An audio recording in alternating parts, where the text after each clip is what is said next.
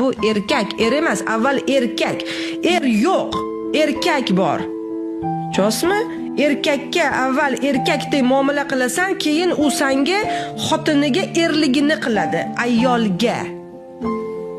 Biz rollarni avval ajratib olishimiz kerak. Ana bu fahm. Keyin ketdi farosat.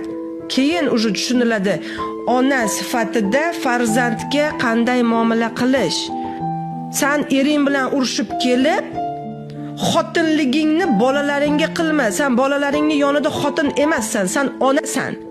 Shu o'zgarishing kerak. Sanga Alloh ularni omonat qilib berdimi? Endi bu yerda sen marhamatli bo'lishing kerak. Chunki bola cherizsan dunyoni taniydi. Ering bilan o'zing kelishib ol kashayni, qarochi. Bu yerda bolaga sen onaligingni qilishing kerak, marhamatli bo'lishing kerak.